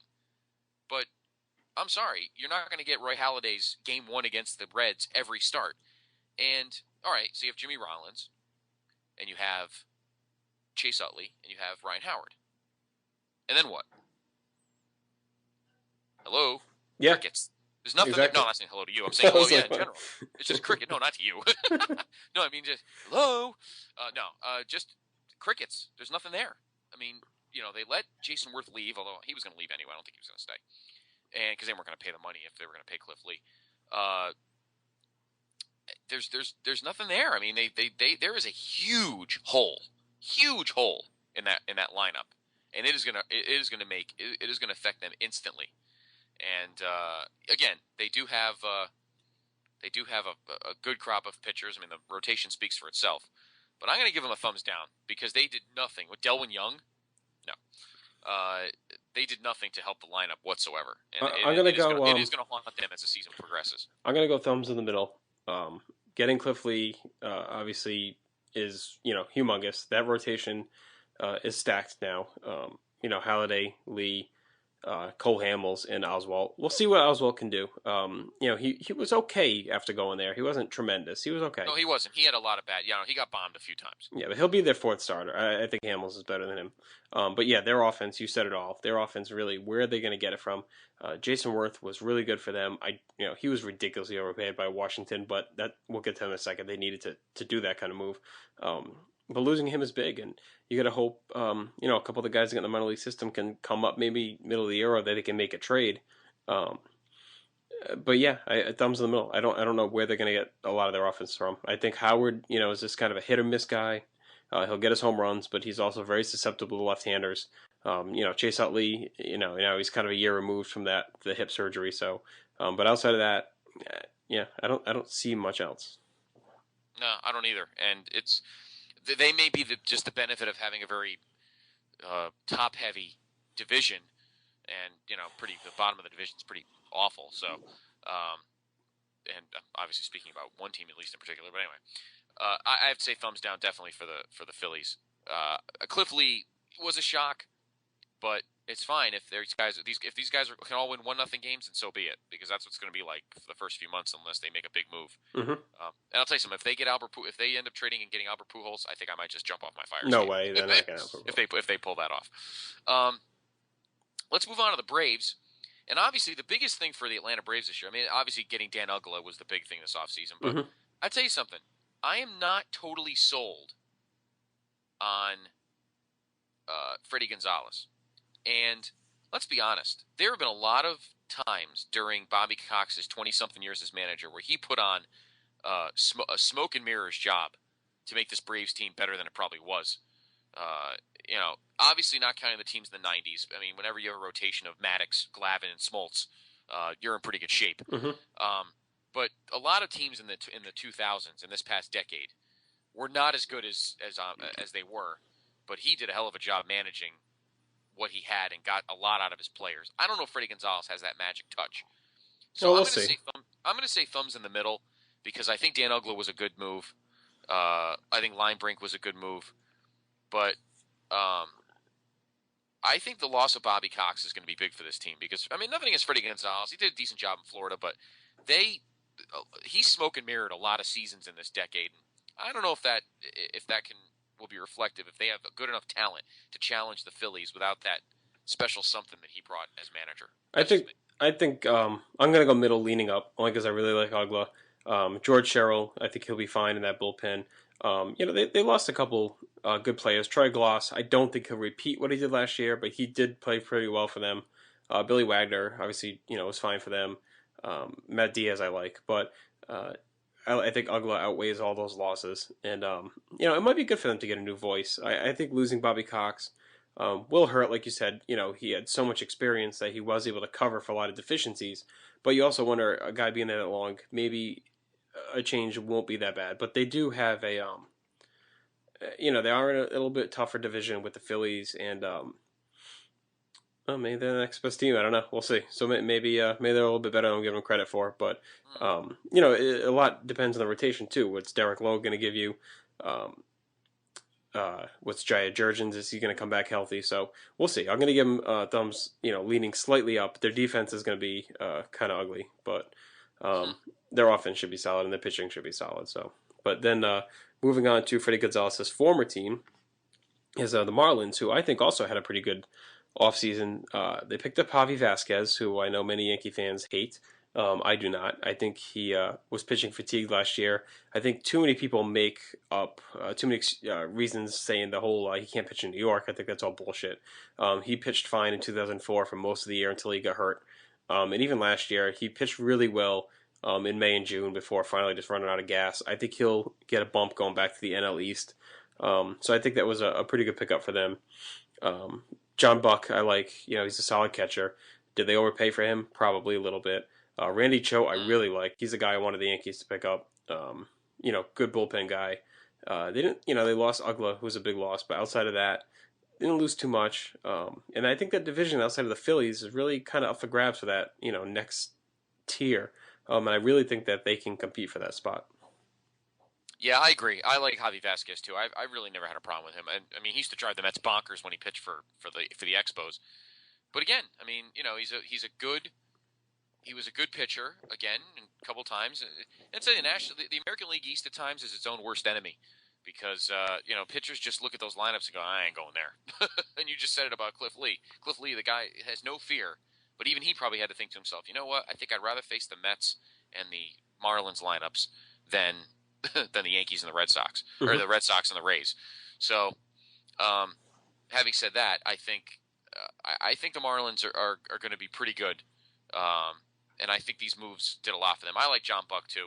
I think they did overpay for him, and they do have Omar Infante. He'll help the lineup a bit.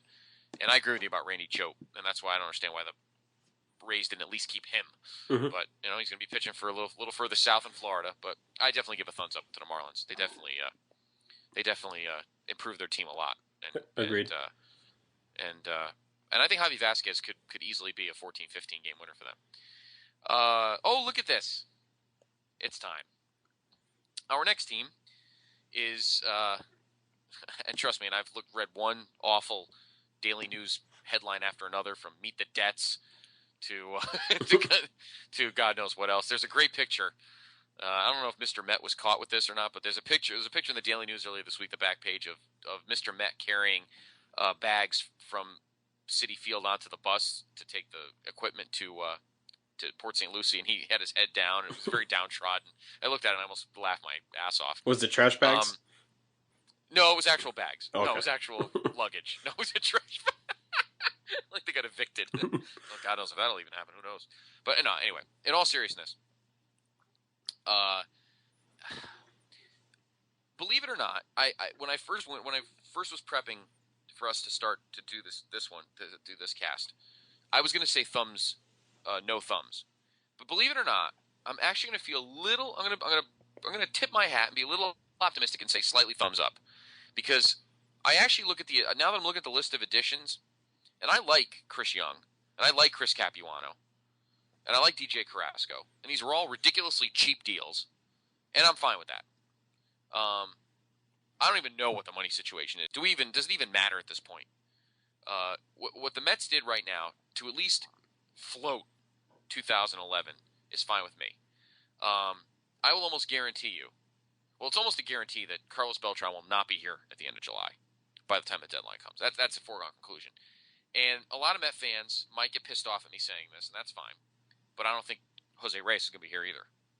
And so I think this offseason, a lot of teams will give him, a lot of analysts give him a pass. I'm actually going to give him a slight thumbs up, because for what they did, which wasn't much, I had no problem with. And I like the inexpensive moves. I like Willie Harris, good solid fourth outfielder. I like Scott Hairston. They didn't get rid of much. I mean, Pedro Feliciano is better off with the Yankees because he's going to be more useful for them. John Maine was a whiny little bitch, and I was tired of his pissing and moaning about his elbow not being taken care of properly and wah, wah, wah. I'm glad they got rid of Fernando Tatis because he was one of Omar's guys. And I'm glad I got rid of Jerry Manuel because I was tired of his post-game press conferences. It was nauseating. So I have to say for me, I'm going to give him a slight thumbs up. Yes, Oliver Perez is a stiff. Yes, Luis Castillo is a stiff. But they're not going to do anything. A lot of people think they should just release them and eat the money. That's dumb. No, wear them out. That's silly. I actually have never, except for the drop pop-up, and you know what I'm talking about, I actually have never had a problem with Luis Castillo. I think he's always tried hard. I think he's always been, a pretty good second baseman. He's always done his best. Oliver Perez is a head case and incredibly overrated. But that could be if that's Omar Manaya's legacy, so be it. But and Taylor Buchholz was another good signing this year too. So anyway, that was my little. You went on your little Yankee soliloquy. That's my little Mets soliloquy. I have to say thumbs up because from what they did, really for what they had and what they had to work with and what Sandy Alderson had to work with, I have no issues with the deals they made. All right, well I'm going to come in pretty optimistic on your team. Actually, I like Sandy Alderson. He's a smart guy. When you listen to him and you read what he's saying. He obviously knows the gig. He knows what he's going to do. He's not going to do anything stupid. So off the bat, to me, that was a thumbs up, just getting him. Terry Collins, same thing. Good manager. I think Manuel had to go. He was too associated with just a lot of the trouble that they've had over the last few years. I really think they have a shot in this division to at least compete for second. I don't think they have enough to win it, but I think they have enough in the tank to at least give a run and scare some teams. I don't think they'll finish 4th or 5th. David Wright is excellent. I think Reyes is going to have a bounce back year. I don't think he'll be gone by July. I think he'll still be there. Ike Davis, solid year. Beltran, if he's healthy, is nasty. One of the most underrated players in the history of the game, I think. Jason Bay, back from injury. I think he made a mistake going there, only because of that park, but he's still a solid player. Pagan is fine. Pitching, a little up and down. Pelfrey, Neese, R.A. Dickey. It's a fine top 3 for the NL. You got Francisco Rodriguez, who, you never know what you're going to get out of him. But he's still, top level closer when they need him to be. If Santana comes back from this injury and gives them anything, I really think they have a chance to do something. And I think they're headed, in a better direction. A lot of it depends on, if they're forced to sell this team or if they get the infusion of money that they need. But as far from a personnel standpoint, I think they're in a good spot. Their minor league depth is weak, but that could be rebuilt this year. We'll see if they do trade Reyes or they do trade Beltran. Maybe they can get something back. I think they're stuck with Santana. I can't see anyone taking on that money. But I think they're going to be better than some people are giving them credit for. Yeah, I don't think they're going to trade. I don't think they're going to trade Johan either. Well, I think they would if they could, to be honest. I don't think anybody would take it. No, exactly. Wow, you're a little more. I'll get more to the team as a whole when we do our preview cast, but at least with the offseason moves, I was pretty happy. Our last team, as we hit the end of the line, is the Washington Nationals, and this team is a lot like the Brewers in the sense that they put a lot of cards on the table for this team. That Jason Worth contract is the stupidest financial move I think I've ever seen in my life. Well, let me say this: he is awfully overpaid. I mean, ridiculously. Yeah. 7 years, 126. That's pretty much what the Red Sox gave Carl Crawford. But of course, that's the best move in history, and Worth is the worst move. We know how it goes. But Jason Worth, to the Nationals, who've been a team over the last few years with Mark Teixeira. I think they made a little bit of a run with Cliff Lee, and I think there was someone else in there too that they tried to go after. Well, they went for almost every frontline starter. I mean, they wanted Greinke, they wanted Brandon Webb, they wanted Garza, they wanted Pavano, they wanted all these pitchers. So they're always in on it, and they just needed to finally make that signing to get guys to maybe say, you know what, maybe we will give Washington a shot. They got that new ballpark. They got they got the money to spend. They've proven that. Losing Adam Dunn, they lost the face of their franchise. They needed to come back with a big signing. Worth, way overpaid. Who knows how he's going to hold up. He's a little bit older. but he's still the guy that makes sense for them to go get that big back, get that marquee name, and show their fans that they're willing to invest in the team. And they picked up some other good little pieces too with LaRoche, who's always a solid player, Jerry Hairston Jr., who I like, in that utility role. They lost some guys too, so I'm going to give them thumbs in the middle, leaning slightly up because they did what they needed to do to show that they're willing to finally turn this team around. And I think they're going to make I think that they'll be competitive. A lot of people think they're going to finish ahead of the Mets. You obviously don't think so, and I appreciate that. but we'll see how the pitching is. They have Hannon, and this lineup isn't bad. I think losing Adam Dunn was huge. But Gorzolani might be a big move for them. Rick Ankiel will be big for the lineup. So we'll see how the Nationals are. I'll say thumbs in the middle, slightly up, because I do like I think getting Jason Worth was smart. Paying him that much money was ridiculous. I don't know who else was even in the running for. But I think they had to overpay him to get him to go there. To be honest. Yeah, I think so too. I don't think he would have. I mean, on the average, people are saying that maybe they spent $40 million more than most teams probably would have. But so there you go. There is the off-season reports of all 30. Yeah, 30 major league teams. And some teams had great off seasons. Mm-hmm. Some teams had lousy off seasons, and then some teams had no off seasons. Yeah, I'd say the big winners. If I had to pick three, I'd say the Brewers, the biggest winner. Red Sox obviously were a big winner. I still think they broke even in the long run, but just they set themselves up for the future better than where they were. So they're our winner to me. And I think the Cubs. I think the Cubs are really a winner too. I think they had a really good offseason. I agree with you on Milwaukee. I really like what Oakland did. I think the A's really upgraded their team. Mm-hmm. And I have to say I agree with you about the Cubs too. I think the Cubbies did a good job as well. And I think I think the Phillies surprisingly could have done more and didn't. And I think that's another surprising development that happened this offseason was Cliff Lee is great and all, and I'm sure everybody in Philly loves it, but after the 100 and Ryan Howard is going to have a Barry Bonds-esque year of intentional walks. I mean, mm-hmm. he could easily walk 150 times this year, and then we'll see what happens after that. So, thank you for joining us as always. Glad you're all listening, and come back. They come back later this week too. We're planning on doing our WrestleMania 1 pay-per-view review for the wrestling fans out there. Also upcoming in our next few podcasts, we're going to be interviewing John Walters. We're going to have Leanne Griffin on to do Jersey Shore and talk about her food blog. And, we're going to continue with the paper. What does she write about? Have you had a chance to look at her blog yet? I haven't actually had a chance to look at it yet. Oh, yeah, definitely check it out. Yeah, she gives some pretty good recipes. She talks about, some restaurants here and there or different kind of food she's, sampled or wine. She's big with the wine. So she does a lot of that. And she's a freelance writer, so she does pieces for, papers around Connecticut. But mainly, she focuses on her blog, and she's big into, pop culture and stuff like that. So I think she's actually be a very interesting guest. I think you'll be impressed. We're looking forward to having her on. And I want to ask her about, speaking of pop culture and TV, I want to ask her about, there's a show, one of my favorite shows that I watch. It's on the Food Network. It's called Restaurant Impossible. I think I mentioned this to you. Robert Irvine gets requests from a restaurant that's slumping badly and on the verge of closing. And he goes in there and he only gets 2 days and $10,000 to gut it, fix it, and try and get it running again and, be running a profit. Well, one of the second episode this season was a place called Minella's, which is a restaurant in Providence. And for all of you listening who know the area, apparently it's near the Foxy Lady. So, and obviously the Foxy Lady is not a day school.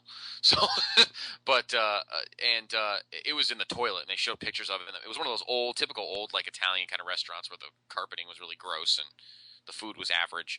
And he went there and he gutted it and fixed it and made it. And apparently it's running very well. So I'm curious. I want to ask her about that. I'm curious to see if she knows anything about it and if she's been there lately and see if the food is still pretty good there. So, but. Do we have a nice outro? Do you have something set up here for us? Yeah, I got something set up. So, something good. Other than that, check out our our blog here. It's place to be at podbean.com, or shoot us an email at place to be podcast@gmail.com. We'll answer any questions, or like I said, if you're interested in being a guest, just shoot us a line. We'll have you on. So, And if you have any baseball questions, if you have any, if you listen to this and go, you guys are completely retarded, please type that and tell us why. We have no problem with that. We are one of the two of the most self-deprecating human beings you'll ever meet. And we will read those emails. So if you send us an email involving this cast, let us know. Send us an email. Tell us what you think, and we will read those on our MLB preview podcast. Sounds good. So you will make it on the cast. So get ready, because it's going to be a fun baseball season, and we'll delve more into it, and we'll have a full cast of the MLB preview show. So I hope you have enjoyed our off-season reports. He is Justin. I am Scott. Peace.